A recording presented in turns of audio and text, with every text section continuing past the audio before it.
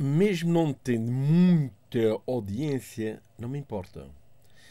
Prefiro que uma pessoa ou duas se cure do que ter 10 ou 15 ou 30 mil pessoas a verem. O que interessa aqui é levar a saúde até vocês. O que interessa aqui é dar a conhecer que quem quer ter saúde e quem quer ter os seus amigos, os seus familiares com saúde, através deste canal e através deste médico.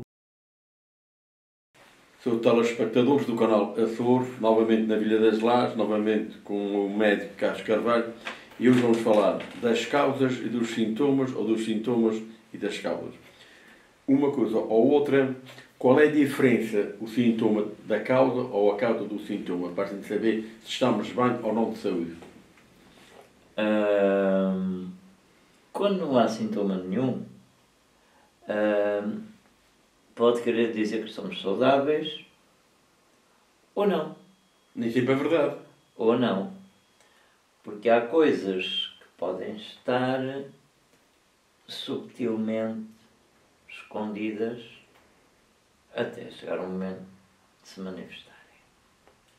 Primeiro que tudo, a gente tem um processo de observação do corpo em que, por exemplo, se uma pessoa não tiver nada que lhe perturbe, nada que sinta, mas se tiver a curiosidade de saber como é que vai, nós podemos, através desse tipo de observação, verificar o estado do organismo. Esse método é um método muito antigo, que foi criado, portanto, por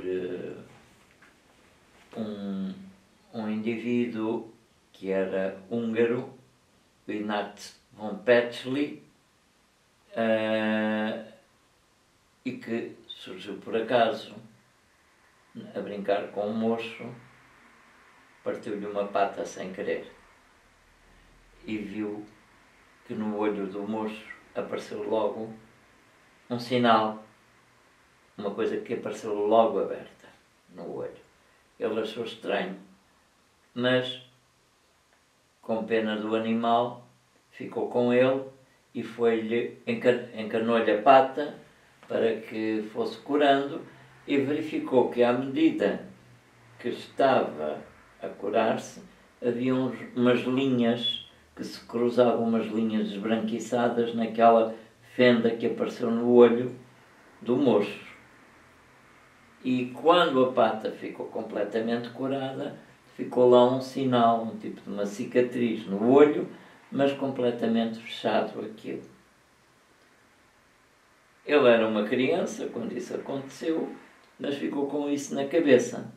Mais tarde estudou medicina e portanto, veio como médico a nível hospitalar e veio a verificar que nos humanos acontecia a mesma coisa e realizou os primeiros mapas de observação da íris. Chama-se isso, portanto, a ciência que determina os fatores, portanto, reativos, porque é por reação, reflexa, reativos, reflexos, no tecido da íris. Essa ciência que estuda a íris toda verificou que há 90 partes do corpo em cada íris que é possível observar. É como se fizesse um scan. Simplesmente tem um valor muito grande, que é o valor predictivo, ou seja, pode predizer, não é adivinhar, é predizer o que poderá acontecer numa determinada constituição iridiana, ou seja, quais são os processos a que estará ou não sujeito. E pode também ser preventivo, na medida em que pode dar instruções de como procurar levar uma vida sã e equilibrada. Portanto, esta ciência chama-se como ciência iridologia. Irido, de íris, e logias, de ciência, de logos, ciência, sabedoria. Portanto, iridologia. A arte de diagnosticar o estado da pessoa pela íris chama-se iridodiagnóstico. Iridodiagnóstico. E o estado de observar profundamente alterações mais profundas que estejam a dar-se chama-se iridoscopia. Eu faço todos eles. Aqui com os meus doentes faço isso. De uma maneira geral, por palavras mais simples, toda a doença... Eu posso explicar como é que aquilo se dá. Também posso. Mas toda a doença parte sempre de uma inflamação. Sem dúvida. Era isso que íamos chegar. E a íris permite ver que há uma inflamação no X órgão. Exato. Eu até posso antes de qualquer uma das máquinas posso demonstrar da medicina convencional, é mostrar. Ela já mostra quando ela posso já está demonstrar isso. Posso demonstrar. Temos aqui um mapa onde tem cada uma das várias partes do estroma do tecido iridiano.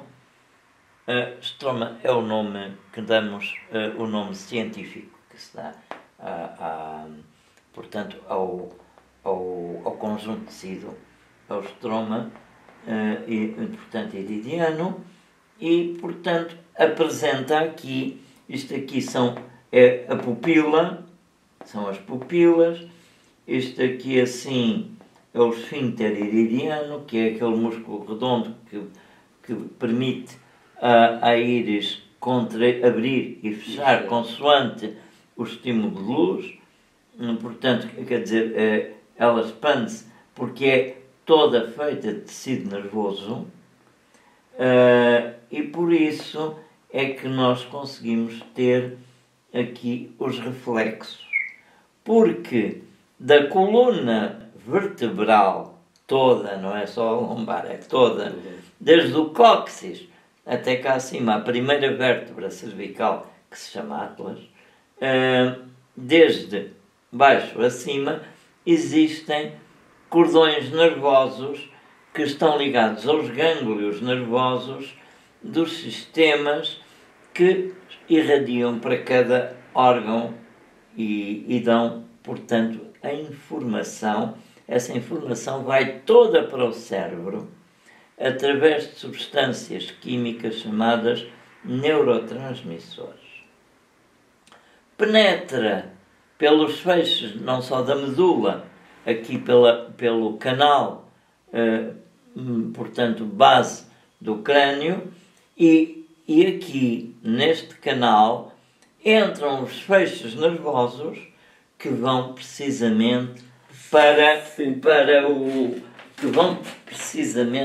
o cérebro dar a informação. Passam atrás de um ponto que existe aqui atrás dos olhos, a caminho central do cérebro, que é o quiasma óptico, que fica atrás da pituitária, o quiasma óptico, e aí cruza com o nervo óptico que se divide. E precisamente nesse trajeto de cruzamento é que os neurotransmissores vão induzir o fator de informação reflexa ao cérebro. E, portanto, à íris. Mas aí na íris tem os órgãos, o fígado, a vesícula, tudo, estão lá naquele círculo. Tudo. E o lado Este esquerdo círculo- corresponde ao direito e o direito ao esquerdo. Não, o lado direito aqui corresponde ao direito e o esquerdo ao esquerdo. Isso depois, a nível do cérebro, é que é ao contrário. É ao contrário. O lobo, portanto, o lado direito aqui controla o esquerdo e o esquerdo o direito. Mas aqui é Aqui no lateral correta. Portanto, se bem que nós temos aqui o coração no lado esquerdo, mas temos aqui o coração direito também. Temos aqui exatamente o coração direito. Ali assim temos coração direito. Aqui está ele, onde está aqui o coração.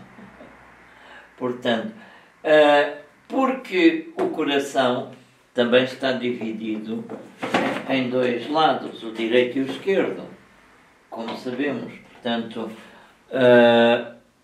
e as informações vão para um lado e para o outro da íris. É muito interessante, é uma coisa que eu faço há muitos anos, que já desde 1980 que eu venho praticando, ainda antes, que eu venho praticando a iridologia. É uma medicina meio complicada, tem que estar muito atento, porque no fundo, olhar para a vista não estava a dizer onde é que é, a gente tem que saber, porque devido Tem ao que livro. saber exatamente, encontrar o ponto.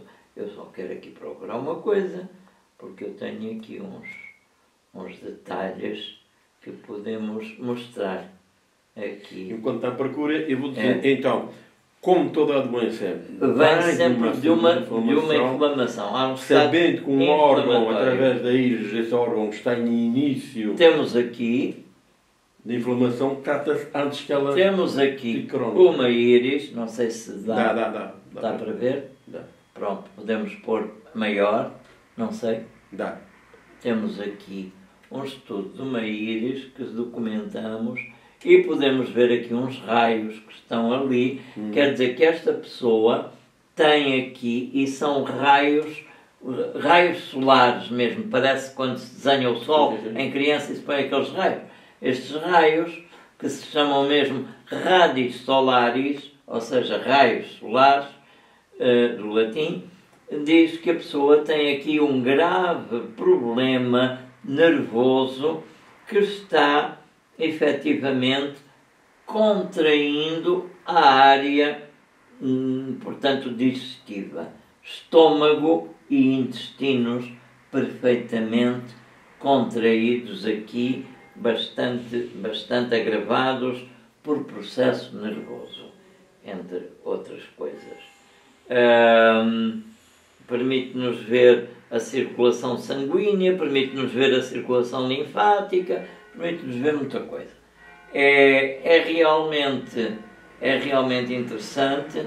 Eu costumo, nas íris que me dão algum interesse, no sentido que tem alguma coisa que se tem que ver e que se terá que documentar e depois ver a evolução. Quando a gente tem algo que quer documentar e ver a evolução, não nos resta outra possibilidade que tirar a imagem e guardar a imagem para depois poder fazer comparação, senão nada disto. É tudo um bluff. Portanto, tem que se fazer a observação e a comparação. Quer isto dizer que isto é um método 100% natural, absolutamente indolor, não causador, não precisa de levar nenhuma substância medicamentosa, não precisa de ser anestesiado, nada.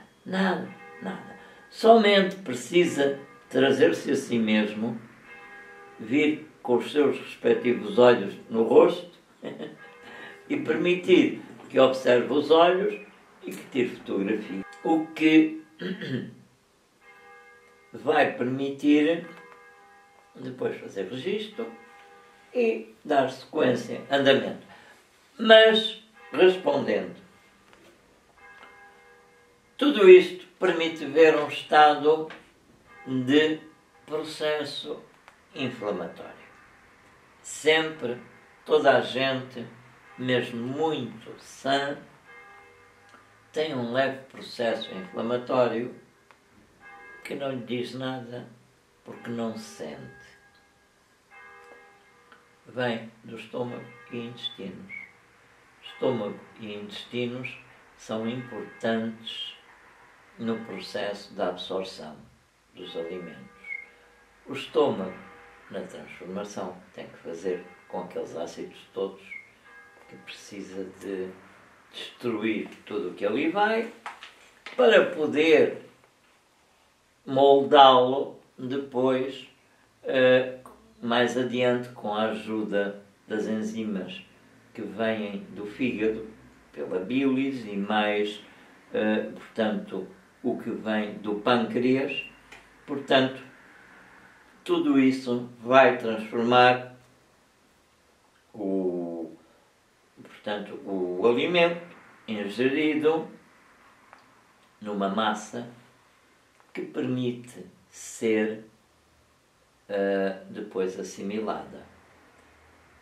Normalmente faz, portanto, o bolo alimentar, que é aquilo que vem da boca, a primeira ação começa na boca, na mastigação e na trituração do alimento e o ensalivamento, porque a saliva tem enzimas que já vai preparar e predispor o alimento para o que os sucos gástricos vão fazer.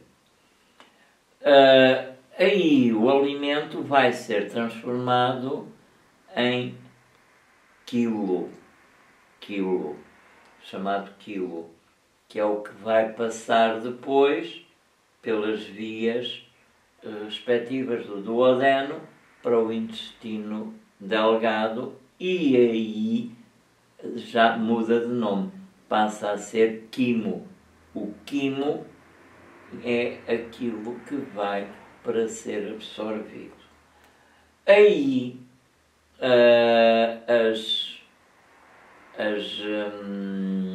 o intestino delgado tem um género de uns tentáculos, portanto tem, são veiozinhos, são chamadas vilosidades intestinais, que agarra essa massa como se fossem pólipos, não os pólipos que se extraem, mas aquilo adere e vai aí sacar os nutrientes. Tudo ali vai ser absorvido, o que é absorvível, passando à corrente sanguínea, vai depois passar ao fígado pela veia porta para ser também transformado, onde as gorduras vão ser, que tenham sido absorvidas, vão ser, portanto, degradadas e vão ser quebradas, etc. As próprias proteínas são quebradas aí, já foram antes na passagem pelo estômago, mas agora vão ser mais... Para ficar em condições de poder depois passar às células. Daí que o nosso fígado é o órgão mais importante, porque sem o fígado não vivíamos. E é o único órgão capaz de se regenerar a si próprio. Que se tira de qualquer... Que ele novamente refaz.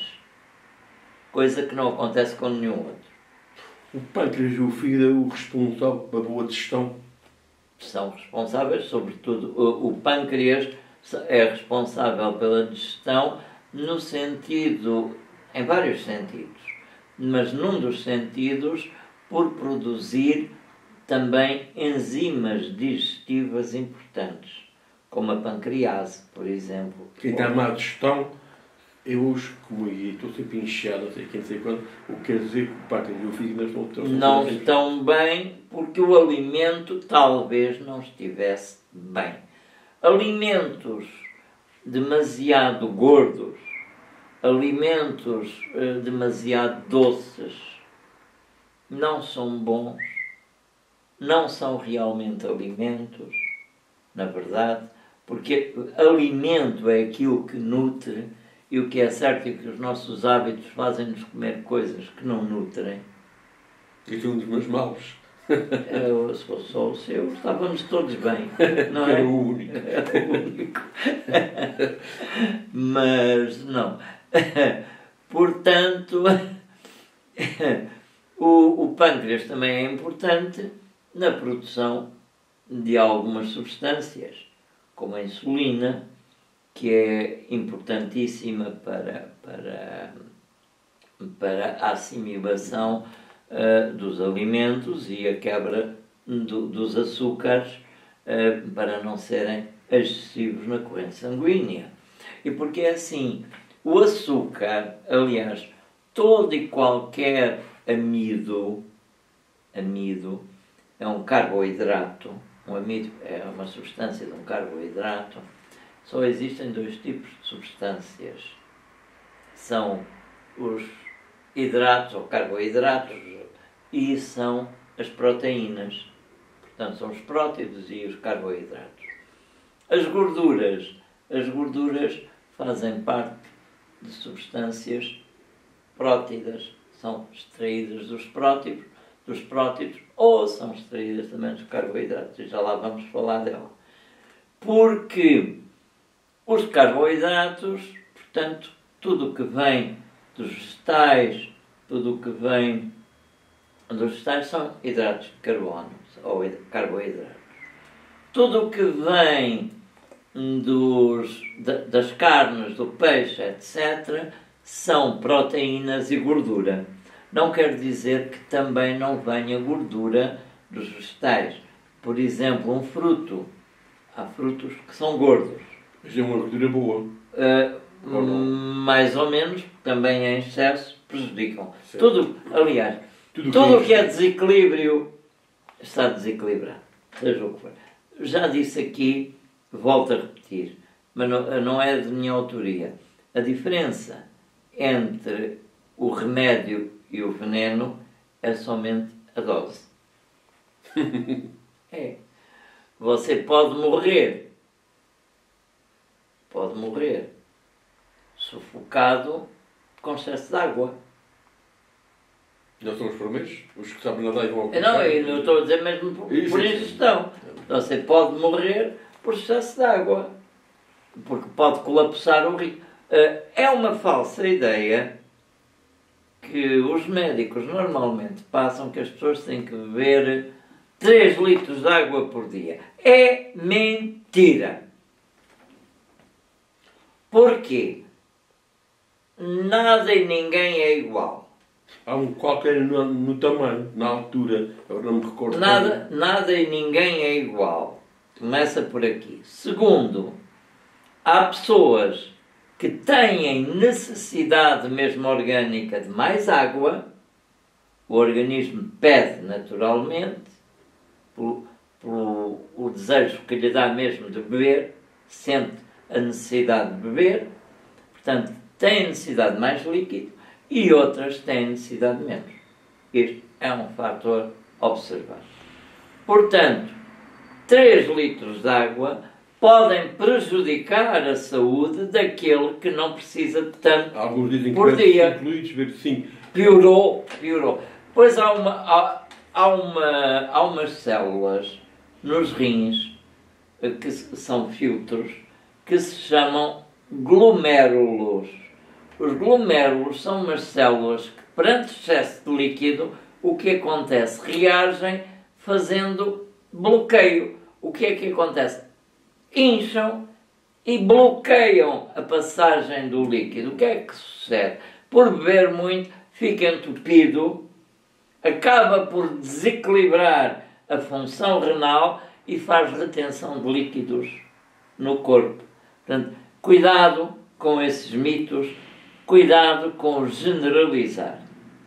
Tudo é único.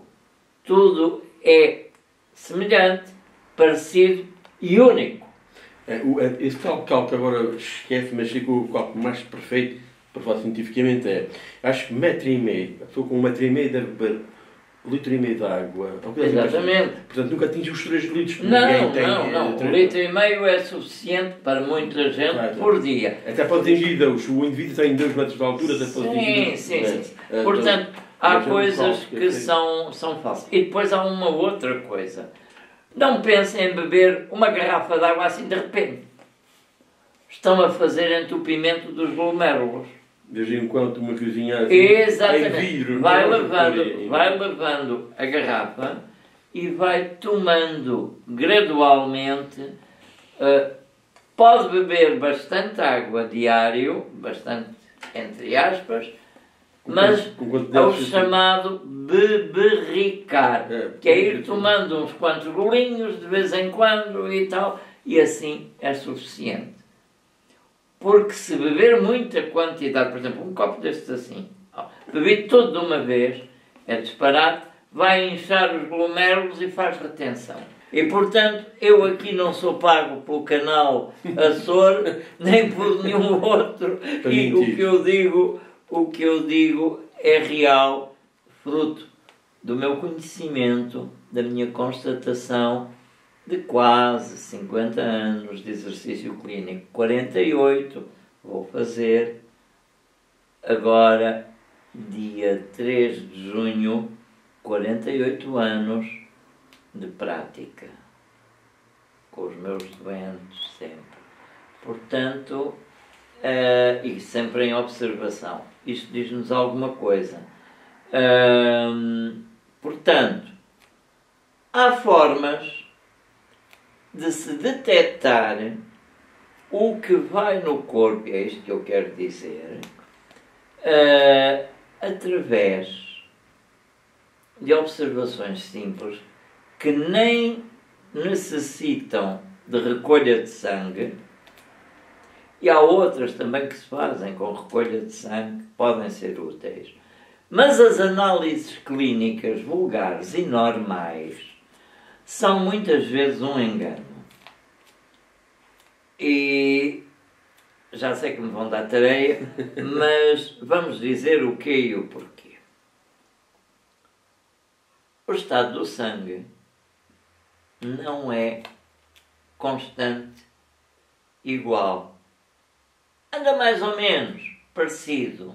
Aquele cálculos que é feito. Mas é assim, quando o sangue é recolhido, na hora a que é recolhido, todos os valores que se vão ler são do passado, não do presente momento em que se lêem. São do passado porque são do momento em que o sangue foi retirado.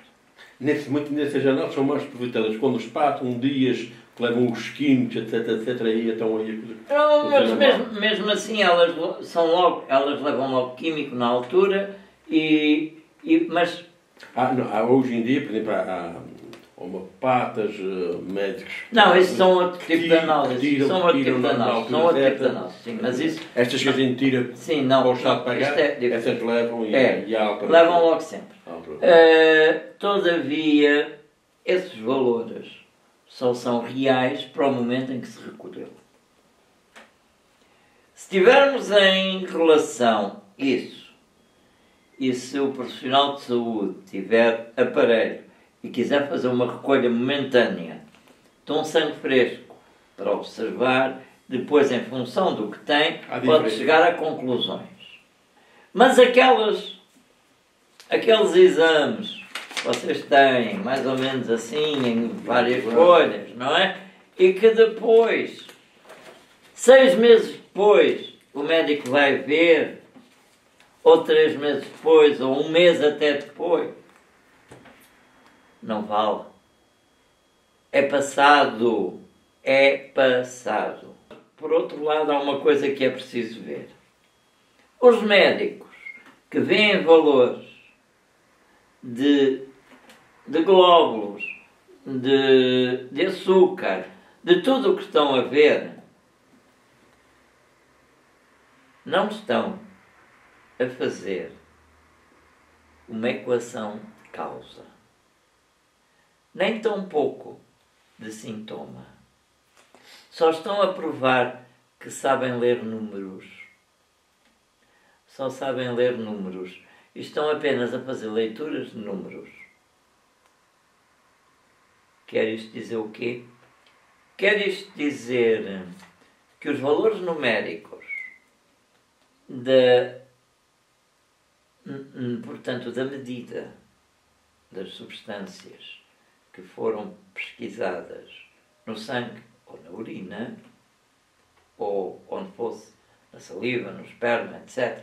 Tudo isso são formas de observar. São apenas dados, elementos numéricos, nada mais. Não revelam nenhuma doença. Revelam, sim, um estado de concentração numérica, portanto, um estado matemático de leitura de determinado elemento que estava no sangue, no plasma, onde fosse. Pode ser indiciante de alguma doença, ou simplesmente não, foi um distúrbio momentâneo. Por isso, necessita depois de outras análises a esses valores mais recentes, comparativas, para se poder chegar novamente a leituras apenas de mostradores numéricos, nada mais, que nos poderão levar a conclusões que depois temos que investigar porque é que determinadas enzimas, porque é que determinadas proteínas, porque é que determinadas substâncias ou vitaminas estão desequilibradas. Então, como digo, depois tem que se pôr a mente clínica e conhecedora de todo o processo para chegar à conclusão qual o transtorno que está a haver. E depois, se há sintomas. Sintomas são sinais, queixas que demonstrem algo. É um alarme. Muitas vezes existem leituras que alarmam, mas não há sintomas, queixas sofridas pelo doente que o possa considerar doente ou dizer que é doente. Simplesmente as leituras mostraram que ele está padecendo de algo surdo. E é aí que eu quero chegar. Os processos surdos que não se detectam e que é importante encontrar. Por exemplo, o cancro ou câncer. Só em Portugal português mesmo de Portugal, é que se diz cancro, porque em todas as outras línguas é câncer. É câncer. A única doença que se chama cancro é uma doença sexualmente transmissível que não tem nada a ver com o câncer, mas que sim tem a ver com a sífilis, que é o cancro mole e o cancro duro, que são dois tipos de manifestação sifilítica. Já falei aqui de sífilis em tempo.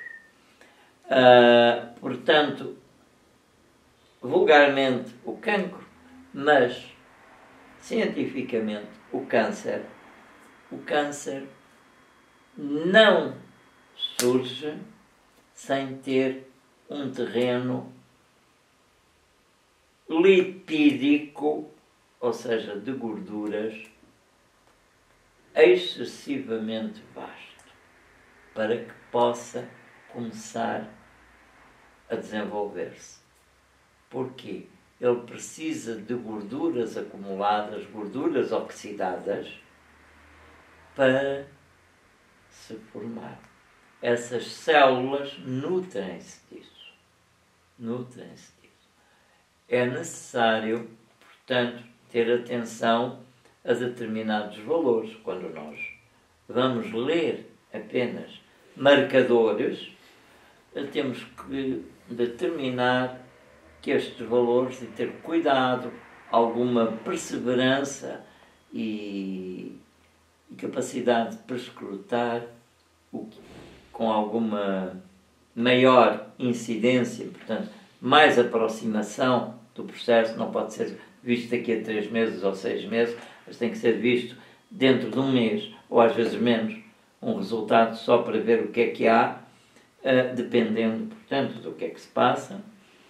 E, por exemplo, no meu tempo havia uma análise de sangue muito comum e que se pedia com muita frequência, que era a eletroforese das proteínas sanguíneas, e que hoje quase ninguém pede, e que são importantíssimas para o descobrimento de doenças oncológicas, e não só, outras mesmo.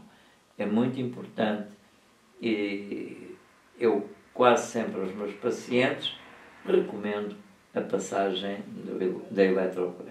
Ajuda-se muito e devia ser retirado, porque se a pessoa tiver relações sexuais, a pessoa se andar a cavalo, andar a bicicleta com ginástica, dá valores altos que podem controlar a realidade, que é o PSA, não é? Sim. O PSA é um valor importante para o diagnóstico da inflamação prostática e do cancro do câncer da próstata. Já vou na linguagem do português. O câncer de próstata pode ser indiciado, entre outros, pelo PSA. Mas o PSA, portanto, trata-se de uma pesquisa que se faz para determinar o estado de saúde da próstata. Se a pessoa tem um processo inflamatório agudo ou crónico da próstata, poderá ter um PSA elevado. Ou então se andar a cavalo ou bicicleta, que inflama mais porque faz compressão e provoca inflamação. Por exemplo, nós, os médicos, frequentemente metemos o doente com PSA, o homem, aliás, o PSA é específico para o homem porque só o homem tem próstata. Mas, portanto, o PSA, nós metemos o PSA alto no homem muito facilmente com aquele nosso exame de pesquisa da próstata pelo toque retal. Quando se mete o dedo ou os dedos pelo ânus para fazer o toque no reto para encontrar a próstata, que fará procidência sobre o intestino, a parte intestinal do reto, que nós vamos lá com o dedo fazer isto e às vezes com 2 dedos para tentar determinar o volume que há. O que nos acontece muitas vezes ao fazer isto, a próstata reage a esse toque e imediatamente a seguir o PSA eleva-se, dispara. Regra geral, a um doente que faz um toque retal, comigo eu só recomendo que faça a medição do PSA 2 meses depois, porque até lá o PSA está alto, ou poderá estar alto. Isto é o que eu, em experiência, tenho encontrado. Ao que toca à próstata, não há exames, não há análises, não há nada 100% que diga que ele não tenha, ou que ele tenha. Porque mesmo que façam um biópsia, que eles levam a 19 furos, que é que fazem, eles podem furar e não tocar. Pode haver células cancerígenas que não foram apanhadas na pesquisa. Portanto, é assim. O câncer só se dá em casos fermentativos, em que há fermentação de células, células em estado fermentativo, e com excesso de, portanto, há um processo hiperlipidémico local, portanto, excesso de gordura na zona, em que ali passa a haver uma oxidação e passa a estar um estado degenerativo oncológico a formar-se. Eu vi doentes com PSA de valores de 40 e de 20. Isto para vocês não diz nada, mas vai entre 0 a 4 o valor considerado normal do PSA para o homem. De 0 a 4. 10 vezes mais. 40. Epá, este homem está com um cancro enorme. Não tem nada. Está apenas com uma inflamação prostática. A inflamação costuma pôr o PSA lá para cima. O cancro eleva assim, às vezes, um bocadinho o PSA. Eu vi doente com cancro de próstata com PSA de 6, quando o valor máximo é 4. Porque a próstata em si tem duas formas de encará-la. O indivíduo que é assim, eu não consigo urinar bem, porque ela, ao contrário, não alargou, apertou. Mas não quer dizer que a próstata que esteja grande que tenha câncer, porque ela também, em vez de dilatar, ela pode ser ao contrário, em vez de apertar, alargar. A urina sai bem. Toda a próstata com a idade tem tendência a crescer. A próstata para fora. Ela normalmente cresce frequentemente nos dois sentidos. Primeiro alarga e depois comprime. Porque ela leva anos a crescer. Um jovem de 20 anos urina bastante bem, porque ou terá que urinar bastante bem, se não urinar é muito mau. Portanto, tem que ter um jato com uma emissão boa, portanto, que flui com força, portanto, um jato forte e unidirigido, portanto, dirigido num sentido. Na queima dos boas, sapatos. Exatamente. Isso é das nossas idades, a que a gente já molha os sapatos. Diríamos assim. Porque a próstata cresceu, dilatou pela idade e já faz uma compressão no canal uretral. Não deixa de ter a pressão. Portanto, a uretra é o canal que procede da bexiga e que vai atravessa a próstata, porque abaixo da bexiga está a próstata, ela passa pelo meio da próstata e vem emergir exatamente no pênis e vai até à ponta do pênis. Portanto, a urina que vem dos rins acumula-se na bexiga.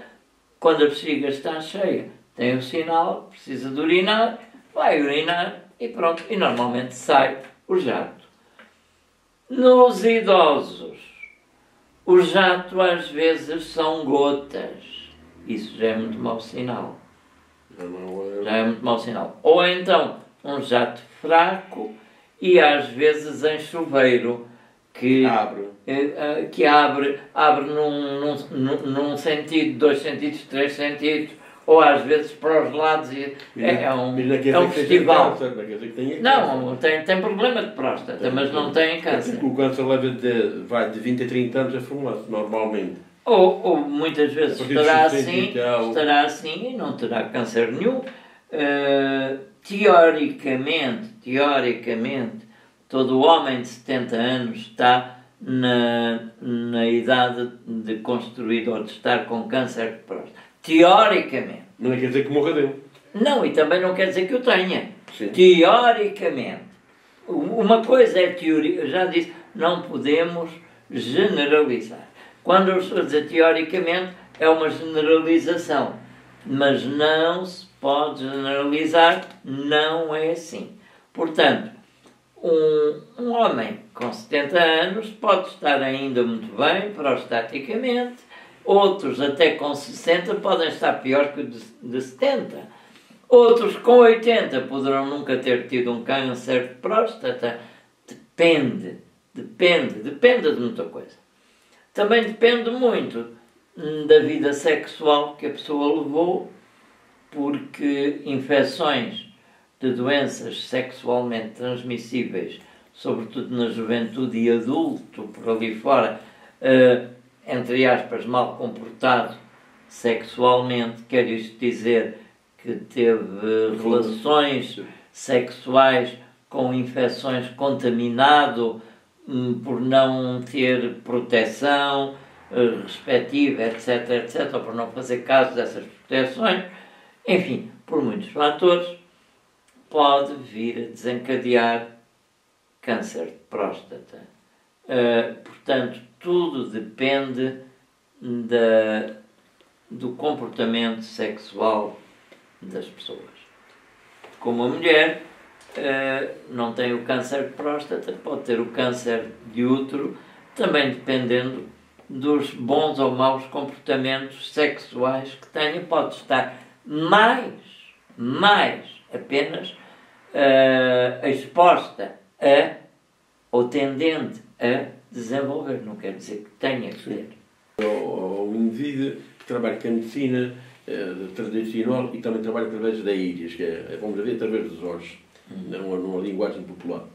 Convém porque ali pode descobrir o princípio de qualquer doença que venha a ser crónica ou grave e então evite essa doença, evitando-a, se for até em pioras, fazer essa tal revisão. Eu vou para ele, um médico ou um homeopata, fazer uma revisão ao meu corpo, ver como é que está. Convém fazer 1 ou 2 vezes por ano, mesmo que não sinta nada.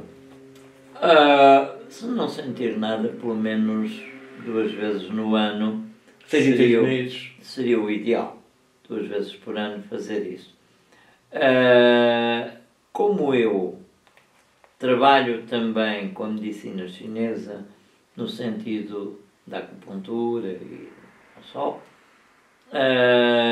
há uma coisa muito importante na medicina chinesa, que é a prevenção sazonal. Acertar a bioenergia geral do corpo através dos canais energéticos mais importantes na estação do ano. Pode prevenir muitas doenças e é muito mais eficaz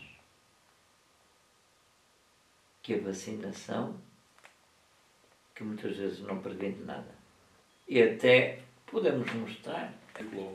Exatamente. Temos ali exatamente as estações do ano e os pontos específicos como é que é dizer, que temos que tomar atenção, quais os meridianos e, claro, logicamente, os pontos a trabalhar. Aqui deveríamos, segundo a minha ótica e por este aspecto, visitar o profissional as 5 estações do ano, 5 e não 4 na medicina chinesa. 5, tanto na medicina chinesa como na medicina coreana, 5 porque consideram a primavera, o verão, o meio do verão, que é outra estação, o outono e o inverno. Tanto a medicina chinesa como a medicina coreana abrange estes princípios. Daí que deveriam, nas 5 estações, dirigir-se ao profissional de saúde pela área das medicinas orientais, neste caso chinesa, que é mais vulgar e mais comum, para fazer o ajuste e o equilíbrio da energia, para ter boa saúde. Portanto, evitar desequilíbrios ou desajustes de vida, alimentação, ter uma vida sã, com exercício físico não exagerado, mas com tranquilidade, evitar os stresses, tudo isso, uma alimentação saudável e, com isto, fazer uma visita ao médico, nem que seja uma vez por ano, ao médico geral e, se quiser, 2 vezes por ano ao profissional de medicinas Alternativas. portanto, ditas complementares. Que alternativas já convencional. Que já são em si uma alternativa a muita coisa. Portanto, é o conselho que fica aqui e realmente os sinais apontam para prováveis doenças. Pode haver processos, como eu disse aqui, ocultos, que vamos descobri-los apenas porque fizemos uma análise, eventualmente, ou um check-up, mesmo da íris, ou outro. E há outros sinais, sintomas de que nos queixamos e vamos a um médico de clínica convencional e depois dos exames todos que fazem, concluem que não temos nada e nós continuamos a sentir-nos mal e eles dizem que não é nada, que é do sistema nervoso, mas se formos a um médico energético, vamos ver que realmente há outra coisa, um distúrbio energético que está ali. Portanto, os exames comuns, normais, não chegam para diagnosticar alterações energéticas das funções e funções alteradas não dão o valor. Outras vezes é a situação dos valores que não evidenciam nada e a pessoa realmente está mal. Portanto, há que procurar, há que se mover e, sobretudo, quando não se sente nada, é a melhor altura para fazer revisão e fazer uma prevenção. E aí, às vezes nem precisa tomar nada, basta às vezes um alimento mais regular de determinadas coisas a consumir, será o melhor.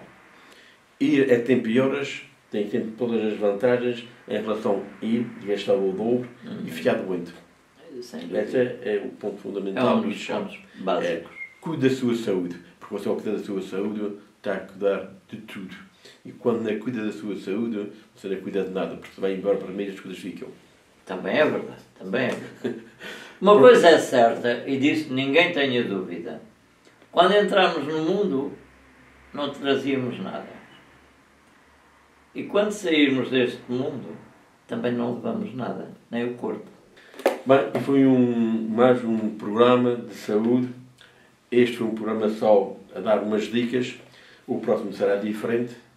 E espero que para a semana podamos estar aqui, porque é sinal que estamos vivos. Sem dúvida, sem dúvida. Ok. Muito obrigado a todos e até sempre. Estamos por cá. Okay. E um agradecimento especial aqui ao canal Açores.